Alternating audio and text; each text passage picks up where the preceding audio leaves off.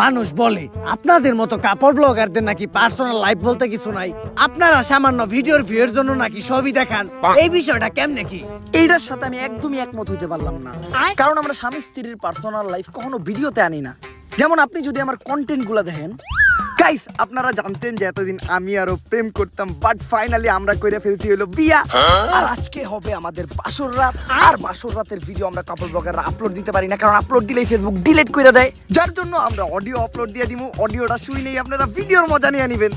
আর আপনারা হয়তো ভাবতেছেন যে আজকে বাসর রাত, তারপরেও কেন খাট সাজাইনি, খাট সাজাই লাভ কি, নষ্ট হইতে করে লামু।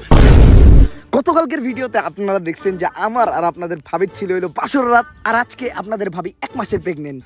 আপনারা ভাবতেছেন যে এটা কেমনে হইলো, আমিও জানি না এটা কেমনে হইলো। আমিও বাসর রাইতে জানতে পারছি যে ও প্রেগনেন্ট। এখন কি করার, আমি যেহেতু বেহায়া হয়েছে, আমার বউ তো আমার মতো বেহায়া হইব। আর এখন আমি শিলারে নিয়ে মেডিকেলে যাবো আলট্রাসাউন্ড করাইতে। আর এই ভিডিওতে যদি 1000 কমেন্ট হয়, তাহলে আমি আপনাদেরকে জানাবো এই বাচ্চার বাবা কেডা। গাইস এখন আপনাদের ভাবি হলো 3 মাসের অন্তঃসত্ত্বা। আর আপনারা জানেন যখন মহিলারা প্রেগনেন্ট থাকে তখন তাদের পুষ্টিকর খাবার খাওয়াইতে হয়, তাই আমি ওর জন্য নিয়ে আসছি আপেল আর আঙ্গুর। কিন্তু আমি এটা ওরে খাওয়াবো না, কারণ এইটা খাওয়াইলে পেটে থাকা সন্তান পুষ্টি পাইবো, আর পুষ্টি পাইলে ওই সন্তানের মাথায় বুদ্ধি হইব।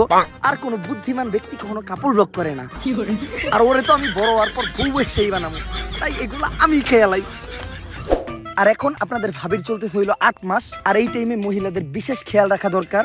এই অবস্থায় ওয়াশরুমে যাওয়ার সময় তারা পা পিছলা পইরাও যাইতে পারে, আর পইরা যাওয়ার পর নবজাতকের ক্ষয়ক্ষতি হইব। তাই আপনাদের করণীয় কি, এই টাইম থেকে আপনার ওয়াইফরে আপনারা ওয়াশরুমে বন্দি রাখবেন।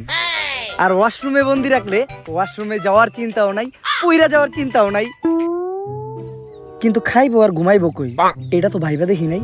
আরে কাপড় ব্লগার আমি, বুদ্ধিতে মাথায় একটু কমই থাকবো, এইটাতে মজা নেওয়ার কিছু নাই। আপনাদের জন্য একটা ইন্টারেস্টিং দুঃখের খবর আছে। আপনাদের ভাবি সিঁড়ি থেকে পড়ে যাওয়ার পর বাচ্চাটা